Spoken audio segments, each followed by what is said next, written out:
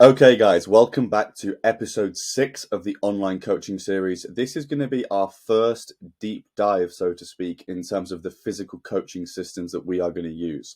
So, as I mentioned in the organizing your platform videos, one of the onboarding processes for me at Bullstrong is the application form. Now, the application form is one of two key processes that I use within the onboarding process, and it goes hand in hand with the consultation call. Now, I think the consultation call is the more important of the two, but I do think that they are both really important. And honestly, for the little effort that it takes you to build one and the little effort that it takes for a client to fill in one, I think they should both be mandatory, really. Now, I'm going to go more into detail, obviously, on the consultation call within the consultation call video and explain the reasons why that should be in place and how to structure that and all that sort of stuff. Today, obviously, headlining, we're doing the application form. So I'm going to walk you through a little bit about sort of what I put within the application form, but also why we should have one. So firstly, obviously, it's going to massively streamline the process. We don't have to go back and forth with the client through Instagram for days on end and probably ultimately end up with losing that client out of a lack of interest when it comes to the 30th message or the 30th question that you ask them.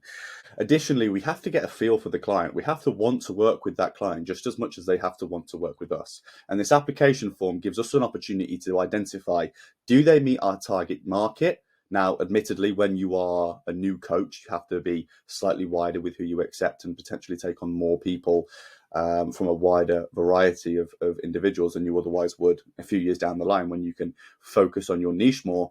But additionally as well, it will give us an opportunity to identify the attitude of that client. And we can do that through the attention to detail that they pay to each question. How is your diet at the moment? Good. What do you reckon that's going to translate to when they're working with you on a day-to-day basis? How do you think their check-ins are going to look? It's going to be hard to work with that client.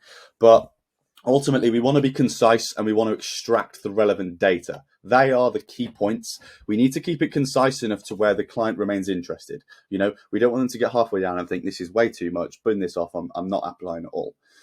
But on the alternative side of that, on the other hand, we want to make sure that there's enough in there to get what we need out of that client.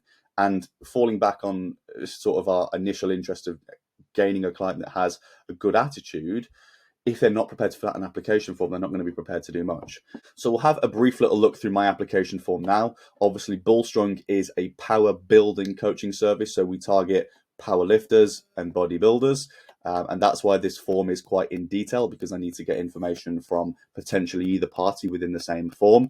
Now, I could have a powerlifting coaching application form and a bodybuilding coaching application form, but it's just unnecessarily overcomplicated because a lot of the principles remain for both anyway.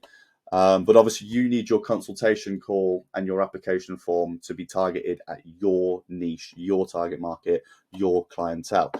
So I kick it off with an introductory video as to who I am as their coach. I give them a personality to invest into.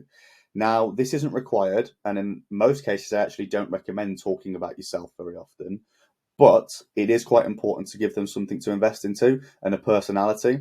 Now, if you are someone who is most likely going to be bringing clients in from you as a personality anyway, this probably isn't needed.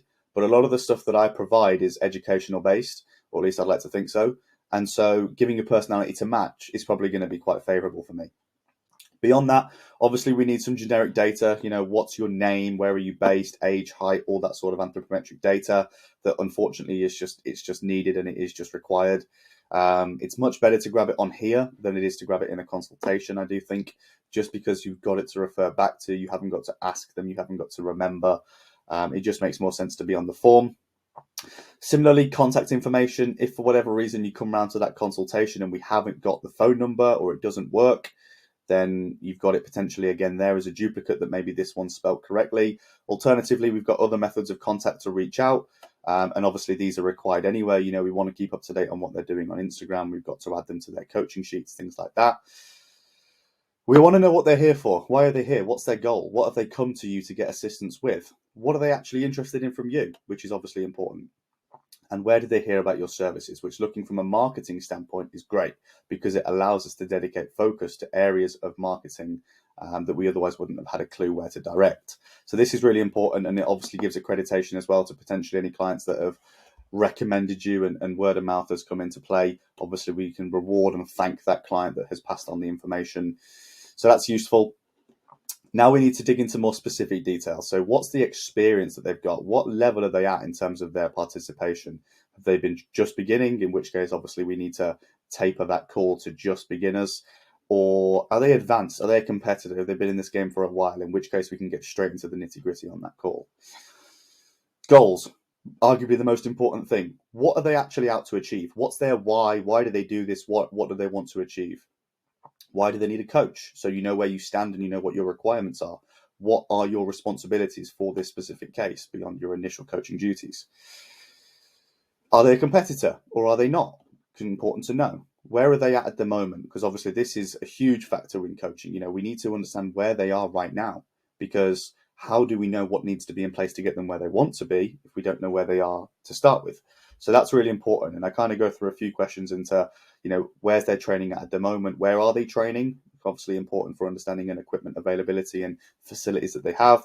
And then also from a nutritional perspective, where are they at? What time do they train? Obviously, we need to know foods that they do and don't get on with, what time we want to structure that, because obviously nutrient timing is important. And what format do they want to get their nutritional programming in? Are they someone who prefers to work with the freedom of calorie and macronutrient targets? Are they someone who enjoys the regimented structure of a diet plan? Important to know. And then we can reiterate all of this within the consultation. I'll cover that in a second. What are their commitments? So what are we working with? Are we working with a parent? Are we working with an employed individual who has to deal with a 9 to 5? Are we working with a coach who's at home? This is important again to consider. Sleep, blood test, incredibly important if they're running performance enhancing drugs. Have they been coached before? This is a really useful question to ask because it can potentially save you a lot of time. You can figure out what worked for them in the past with a coach, maybe what didn't, what they did or didn't like about their coach, what they learned from that coaching experience. If they haven't had a coach before, maybe that's your cue to give them an introduction to what a coaching service is.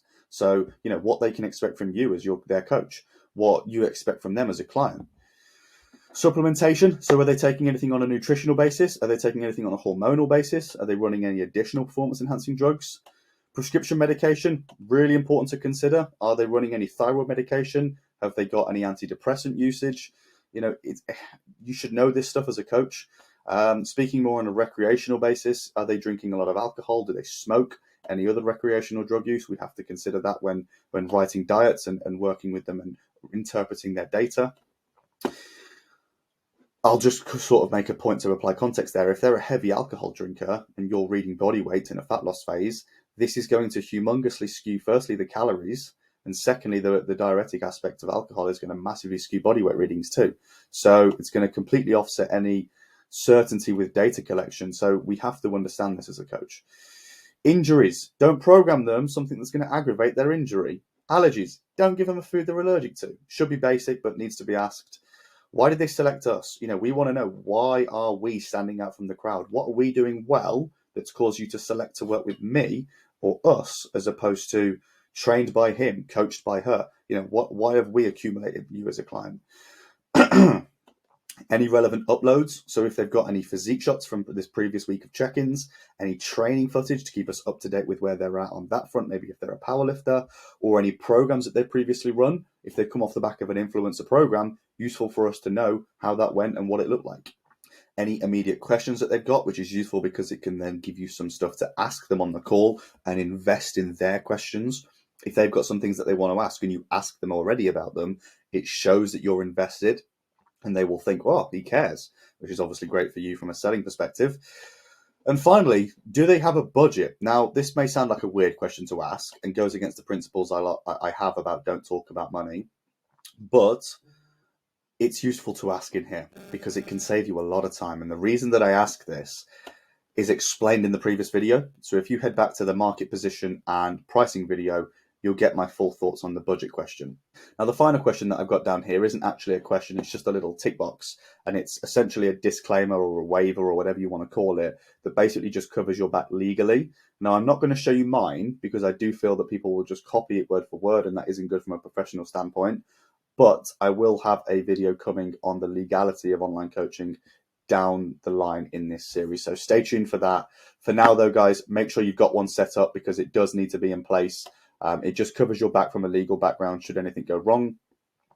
But hopefully that's given you a good insight into application forms, guys. Honestly, I would say that it is absolutely mandatory you have an application form or at least a consultation, ideally both, especially in the order of application done prior to the call, because it gives you what you need to ask the right questions and be efficient with your time on that consultation and not spend useless time chatting about irrelevant stuff that can be spoken about at a later date.